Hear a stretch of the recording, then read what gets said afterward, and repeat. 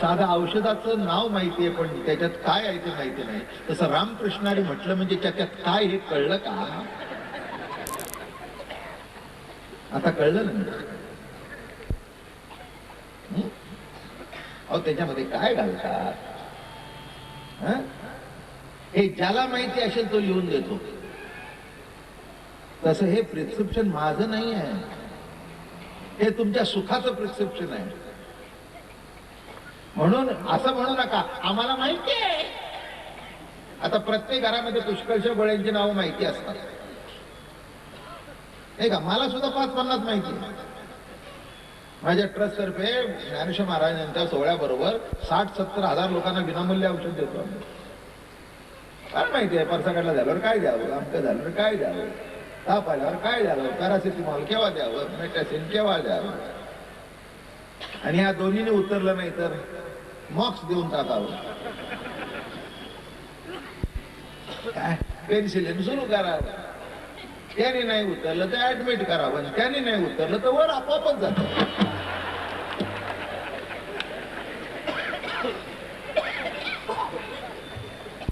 अरे ठरलेलं सगळे सेक्शन्स आहेत.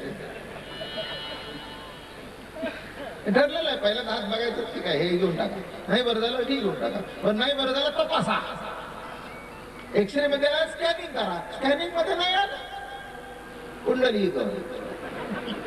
आणि शेवटी आम्ही प्रयत्न केले. आता तुमचा योग खरंच आहे.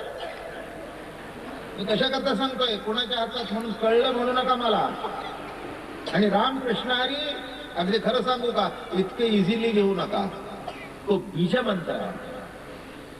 कोणी म्हणतील असं उघड्यावर सांगतात, नाही असंच सांगावा असं संतांनी शिकवलं. हे गुप्त होतं ते उघडं केलं वारकरी संप्रदायाने. दाद दातो तुका हाच उपदेश लोका, नाही विचारित मेघ हरणारी शेत. काय लिहिलंय पॉवर मध्ये बघा. पाऊस कोसळतो धो धो धो धो धो. पाऊस म्हणजे जीवन आहे ना? पाऊस नाही पडला तर काय होतं? सगळे अधिकारी वर्ग सध्या त्या लाईटची भानगड झाली ते बघा काय. सगळे मंत्रिमंडळ नुसतं अगदी वर खाली चाललंय. हे उत्तर ते उत्तर ते उत्तर. जिल्हाधिकारी आमके तमके सगळे आमदार खासदार कोणी काही सुटत नाही त्याच्यात. प्रत्येकाला लाईटचं काय 14 तास. मला कळलं आता खेड्यामध्ये 14 तास आहे असं कळलं. आता पुढे काय होतंय कोणाला? माझं म्हणणं कळलं का? किती अवघड आहे उत्तर देणं. कोणी सांगू शकत नाही. विचार करून बघा. या लाईट करता बिल तरी येतात. डोळ्याने दिसते ती लाईट किती पॉवरफुल आहे. देवाची किती कृपा आहे. पाऊस पडला तर सगळं. नळाचं बिल येतं. वरच्या पावसाचं कधी बिल आलंय का तुम्हाला? वरून आलं का बिल? वाशिम वर एवढा पाऊस पडला, एवढं ₹1,00,000. अरे देव सगळं फुकट देतोय पण तुम्हाला नुसते हात जोडायला सुद्धा म्हटला देव मानत नाही. आम्ही असं करत नाही. बरं नको करू नकोस. म्हणून रामकृष्ण हरी मंत्र जपन करावा. सांगेन आणखी त्याच्यामध्ये एवढा वेळ असेल तेवढं सांगेन. रोज ज्ञानेश्वरी वाचावी. साधू संतांच्या मुखातून बाहेर पडलेलं वचन आपल्या अंतःकरणात जावं. महाराष्ट्राचं भाग्य आहे. माऊलीसारखा सत्पुरुष या महाराष्ट्रात जन्माला आला आणि सर्वांची काळजी केली म्हणून जग त्यांना माऊली म्हणू लागलं. एका पुरुषाला आईच्या नावाने हाक मारावी, ज्याच्या इतका आणखी मोठा पुरस्कार कोणता सांगा ना? किंवा एखाद्या माणसाची बायको गेलेली असते आणि तो दुसरं लग्न करत नाही, पण मुला बाळांना अंगा खांद्यावर वाढवतो. अशी कितीतरी आहेत. नाही लग्न करत आणि निष्ठेने राहतो. मग ती मुलं वाढतात तर ते सांगतात आमची आई गेली ना, मी 1 वर्षाचा पण माझ्या बाबांनी मला आईसारखं वाढवलं. नीट लक्षात घ्या. आमचे बाबा आहेत ना, तेच आमची आई आहे. तशी या जगामध्ये 750 वर्षापूर्वी विश्वाची आई जन्माला आली. त्यांनी सर्वांची काळजी केली. ब्राह्मण का क्षत्रिय का वैश्य का शूद्र नवे सर्वांची काळजी केली. आणि त्या काळजी करण्यामध्ये चोखोबाराय सुद्धा होते, त्यांच्या जयंती आहे. कळलं का? ज्यांची काळजी केली ते चोखोबाराय होते, म्हणून चोखोबाराय सुद्धा संत झाले. ज्यांनी महावाक्य कानाने ऐकायचं नाही, ज्यांनी परमार्थ कानाने ऐकायचा नाही, त्यांची प्रमाण आम्ही कीर्तनात घेतो. एवढं चोख करून टाकलं हीच या संतांनी ज्ञानदेवानी पायार सगळ्या जाती जमात एकत्र केल्या. म्हणून त्याला एकच मंत्र सांगितला, जय जय रामकृष्ण हरी. ज्ञानेश्वरी वाचा, हरिपाठ नित्यनेमाने म्हणा. वर्षातून एक वारी पंढरीची, एक वारी आळंदीची. आणि माझा मोठा प्रकल्प आता दुसऱ्याला उभा आहे, एक 2-3 मिनिटात सांगतो. हे सगळं पूर्ण करतो तेही सांगतो. काय करावं ते सांगितलं. सकाळी उठल्यावर मानसपूजा, मंत्राचा जप, ज्ञानेश्वरी, हरिपाठ, आळंदी पंढरीची वारी. आणि डिसेंबर मध्ये आमचा सप्ताह असतो दुधवऱ्याला, तिथे येणं. आता काय करायचं ते सांगितलं, आता काय करायचं नाही ते सांगतो. हे महत्वाचं आहे. मांस नाही, मासे नाही, दारू नाही, जुगार नाही, गुटखा नाही, परस्त्री रुक्मिणी माते समान, परपुरुष पांडुरंगा समान. ही ज्यांना पाळता येईल त्यांनीच माळग लागेल, ज्यांना पाळता येणार नाही बिलकुल नाही. क्लिअर कट आहे. दुसरं, भावनेच्या आरी जाऊन आज माळ घालून 2 दिवसांनी काढू नका. त्यापेक्षा आज नाही घातलं तरी हरकत नाही. आता दुसरं सांगतो, योगायोग आलाय तर आजच घालून मोकळं व्हा. आणि उद्धाराचा क्षण आला असेल मग तो संपून जाईल आणि नवीन अध्यायाला सुरुवात होईल. त्याच्यातलं तिन्हीपैकी जे पडतं ते करा. पहिल्यांदा रेड सांगितलं, घालू नका सांगितलं. शेवटी एकच सांगितलं, तुमच्या उद्धाराचा क्षण आज आला असेल तर आजच घालून मोकळे व्हा. जीवन इतकं पालटून जाईल की 1 वर्षाने तुम्हाला हेच कळेल की मीच तो आहे का. आणि असे पालटलेले माझ्याकडे लाखो आहेत. माझ्याकडे जादू नाही, टोना नाही. माझ्याकडे एक विचार घेऊ नका, नोकरी लागेल का, हे असले प्रश्न माझ्याकडे विचारायचे नाही. नाही तर 3 वर्ष काही झालं नाही, महाराज केव्हा होईल, असली भानगड माझ्याकडे काही नाही. हे असल्या करता मला कळतही नाही, माझं मलाच कळलं नाही तर तुमचं काय सांगा. एक शेवटचा विनोद सांगू का घडलेला. ही माझी मंडळी कळलं तशी सांगायची आवश्यकता नाही. 69 आहे. मी आता 71 प्रवेश करतो. असं बसलो होतो आम्ही. एक आली साधारण 25-30 घडलेली, ती साक्षीच आहे त्याला. 25-30 वर्षाची एक बाई आली माझ्या. आली, उभरायली, दर्शन घेतलं, नारळ विरळ ठेवला. जरा विचित्रच वाटलं मला. मग मी याला हाक मारली, म्हटलं या जरा बसा. काय सांगताय बसते काय, कोणाला दुर्बुद्धी होईल. काय कोण येतून येतात, आमचं काय दार उघडा असतं. आपण आमच्याकडे बाय अपॉइंटमेंट कोणीच नाही. हो, कोणीच बाय अपॉइंटमेंट नाही. ज्याला येईल त्याला देवाचं दर्शन मोकळंच आहे. आमचं देऊळ मोकळं आहे, आम्ही आपले बसलेच असतो. या या म्हटलं या बसा जरा. हे काहीतरी निराळच दिसतंय. मला म्हणली बाबा महाराज एक तुम्हाला विचारायचे, फार मोठे सत्पुरुष आहात. म्हटलं जरा खाली आण मला. मी सत्पुरुष वगैरे नाही, मी आपला साधा संसारिक आहे. 2 मुली बिली आहेत, नातवंड आहे, घरदार प्रपंच आहे, ठीक आहे. मला म्हणाले बाबा महाराज माझ्या नवऱ्याचं माझं जमत नाही, याच्याकरता काय करू.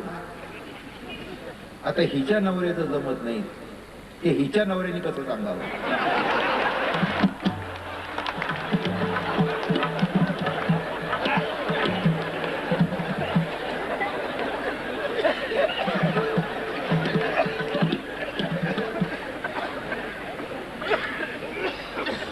माझं कीर्तन आयुष्यावर विसरणार नाही असेच असतात. आता हिच्या नवऱ्याचं जमत नाही आलं, मी काय करा. आता तुम्हाला कळलं असेल. मी म्हटलं बाई या बाईचं सुद्धा माझं जमत नाही. मी महाराज पडलो, मला टाकता येत नाही तिला म्हणून घरात ठेवली आहे. असा कोणतरी बुवा शोध तू, जेणेकरून तुझंही काम आपणही जाऊ, तूही जा, मी तुझ्या बरोबर येतो. आणि ही वस्तुस्थिती आहे विचारात. पटलं माझ्या आईचा बघ शोध तुला कुठे, याच्यातला मी नाही. मला तरी विचारत असेल तर एकच सांगतो, रोज ज्ञानेश्वरी वाच, नामस्मरण कर, पांडुरंगाला हात जोडून सांग की पांडुरंगा माझ्या पतीला सद्बुद्धी दे. एवढंच माझ्याकडे आहे, पण ते उतारे ना औषध माझ्याकडे नाही. मी कोणताही उतार न करता 51 वर्ष झाली माझ्या लग्नाला समाधानात आहे. काहीही केलं नाही, पण ज्यांनी मला धरलंय त्याला कधी सोडलं नाही. संसारात सुख भरपूर आली, संसारात नावलौकिक भरपूर आलं. भरपूर नावलौकिक आहे, कळतंय ना तुम्हाला? हा नावाचाच परिणाम आहे. आज केवढं करावून तुमचं फुल पहिल्या दिवशी धरलंय बघा. नावाचं केवढी कृपा आहे हो देवाची. मग ज्या देवाने एवढी कृपा केली, आणखी दुसरं काय करू? काय मागू त्याला? एक सांगतो, देवाजवळ काहीही मागू नका. मागायचं असेल तर कृपा मागा, त्याचा आशीर्वाद मागा. त्या आशीर्वादात सगळं मिळतं. म्हणून लक्षात घ्या, ते जादू टोना आमचं काही करू नका. माळ घाला, या. माझी कॅसेट्स पुस्तकं कुठे ठेवली काही नाही. हो माळी तर सांगायचं काय करायचं सांगितलं. माऊस नाही, मासे नाही सांगितलं. माऊस नाही, मासे नाही, दारू नाही, जुगार नाही, वर्षातून एक वारी पंढरी, एक वारी सांगितलं. आणखी पण आहे 2 दिवस. तेव्हा कॅसेट पुस्तकं व्हिडिओ सीडी वेगळ्या सगळ्या तिथे मिळतील. माझी 55 प्रवचन पुण्याला झाली. दरवर्षी मोठ्या कार्यक्रम होतात माझे. भक्तियोग त्याच्यावरचा आहे. तुकाराम महाराजांचा सुंदर 1000चा गाथा आहे. बघितल्यावर म्हणाल की त्याची किंमतच काही नाही, करू शकत नाही. आईसाहेबांनी जेवणाचं पुस्तक सुंदर लिहिलंय, तेही आहे. चवी चवी घेऊ घास. कॅसेट जवळजवळ 100. एक मिनिट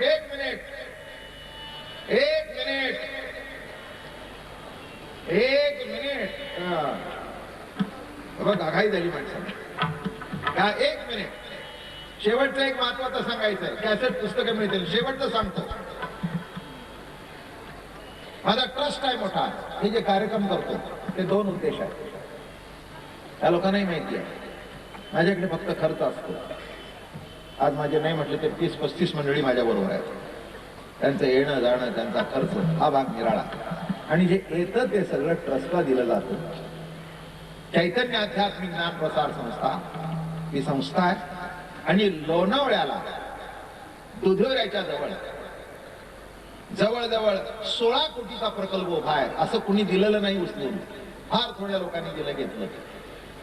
पण कार्यक्रमाच्या माध्यमातून जे 25-30 वर्ष आलं ते सगळं तिकडे अर्पण केलं.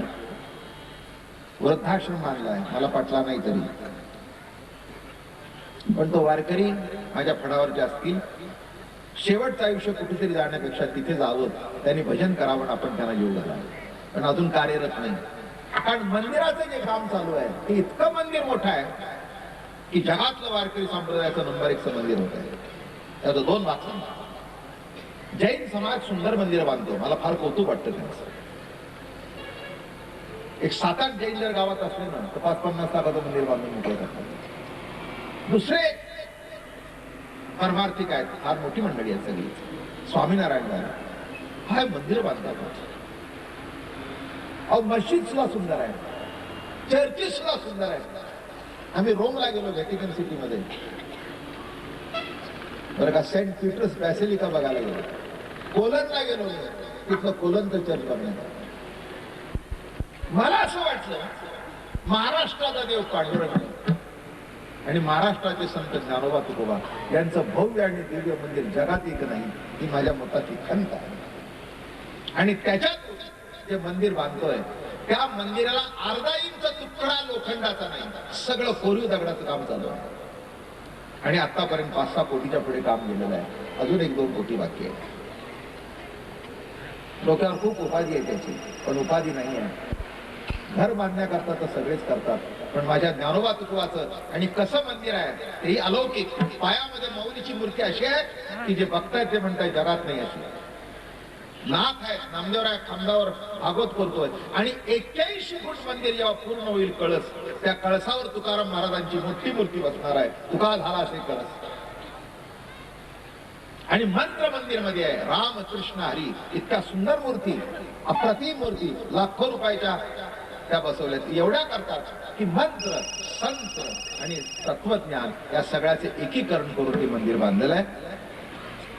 हे मंदिर लोणावळा म्हणजे पुणे आणि मुंबईच्या मध्ये हिल स्टेशन लोणावळा आहे. तिथे इंटिरियर मध्ये पवना धरणाला लागून या मंदिराचं काम चालू आहे. तेव्हा जे कार्यक्रम करतो आपण जरूर यावं, मी आपल्याला सांगेन. अजून 2 दिवसाचे कार्यक्रम आहेत. उद्याचं कीर्तन माझ्या मुलीचं होईल, परवा माझं होईल आणि यंदा 1 दिवस कार्यक्रम मुद्दाम वाढवला तुमच्या प्रेमा खाते. ही माहिती असावी. 3 दिवस ठरले होते पण शेवटी काला करावा लागतो म्हणून 17 तारखेला सकाळी काल्याचे कीर्तन होईल 9 ते 11 आणि या कीर्तन महोत्सवाची सांगता होईल. आज 14, 15, 16 आणि 17ला सकाळी काल्याचे कीर्तन 9 ते 11 होईल आणि या महोत्सवाची सांगता होईल. शेवटची दोन्ही कीर्तनं, पहिलं झालेलंच आहे, उद्याचं माझ्या मुलीचं आहे आणि शेवटची 2 कीर्तन होऊन त्या महोत्सवाची सांगता होईल आणि काल्याच्या कीर्तनानं होईल. ज्ञानेश्वर हो, हे आमचे नागपूर शाखेतर्फे चैतन्य प्रसाद हे मासिक दर महिना निघतं. त्याची वर्गणी 120 रुपये आहे वर्षाला. दर महिना मासिक आपल्या घरी पोहोचवेल. ते इथे बसलेले आहेत, त्यांच्याकडे नोंद करावी. ज्ञानेश्वर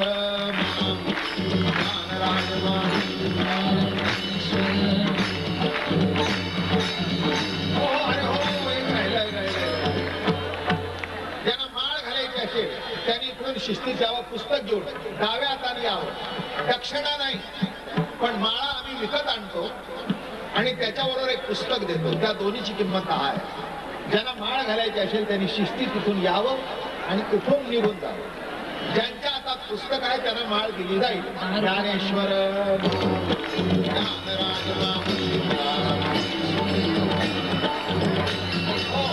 अजून एक सूचना शेवटची. या गर्दीत ज्यांना घालायचे नसेल, मी इथे पलीकडे सर्किट हाऊसला उतरलेलो आहे.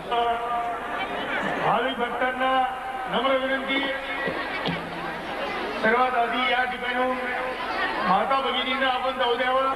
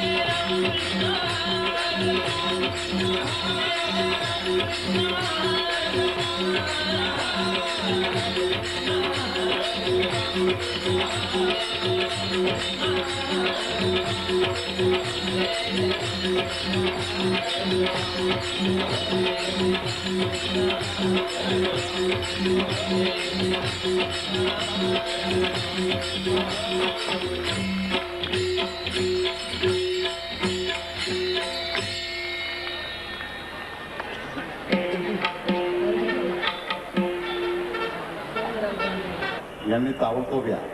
सौ भांदुर्गे कृपया या ठिकाणी लवकर यावा. या सर्व आमच्या वसगुरूसह सत्संग समितीच्या सर्व महिला भगिनी आहेत.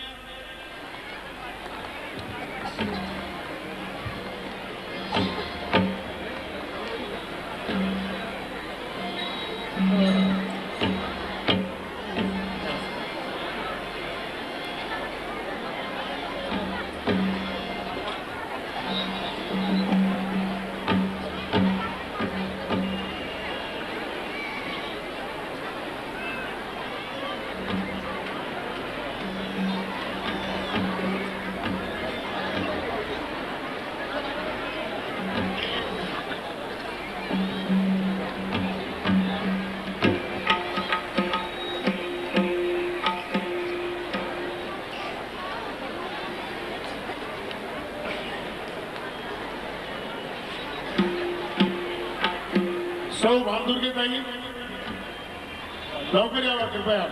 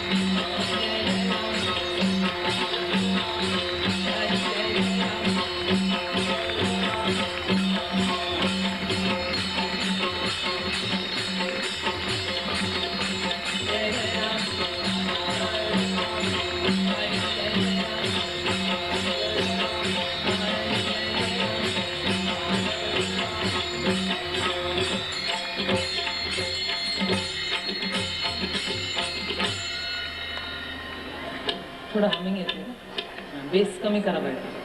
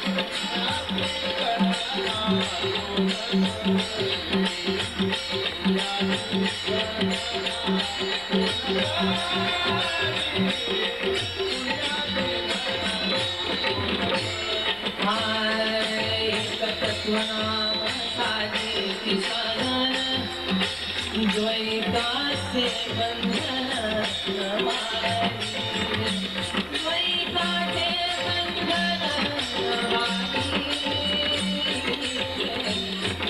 से बंधन हमारी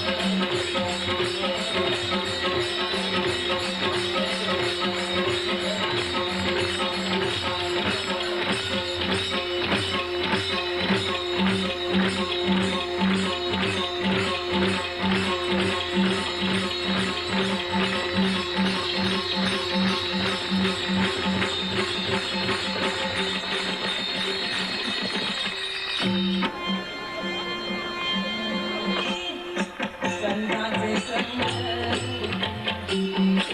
मनोमार्ग गती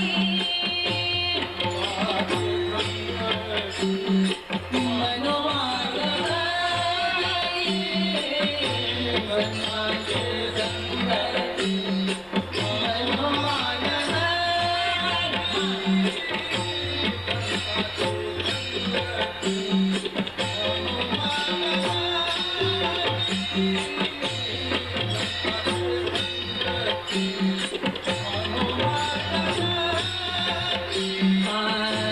संताचे संगती मनोमार्ग गती संताचे संगती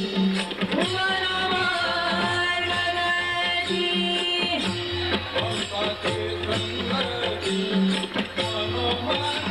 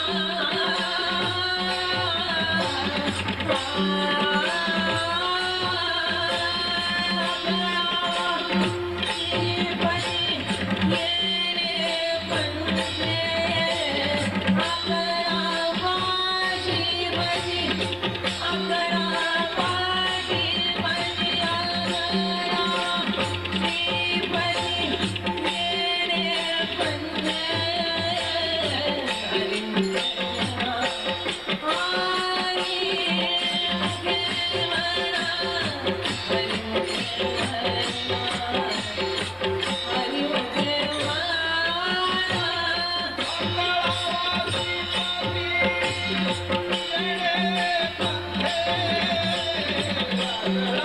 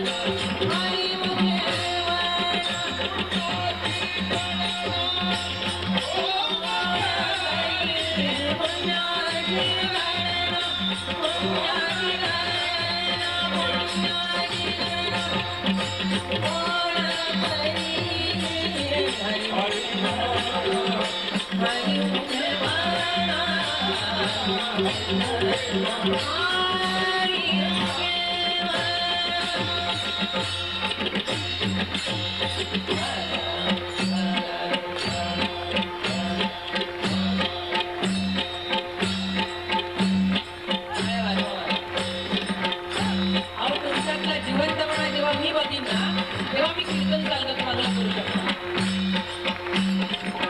काय काल महाराजांनी सांगितलं कीर्तन हा संवाद आहे. काय नाचती संवाद सुखाचे बोधे. तुमचा मी नाचते तुमच्यात सुद्धा तो नाच दिसला पाहिजे तेव्हा मला जास्ती तुमच्यामुळे कीर्तन चांगलं आहे.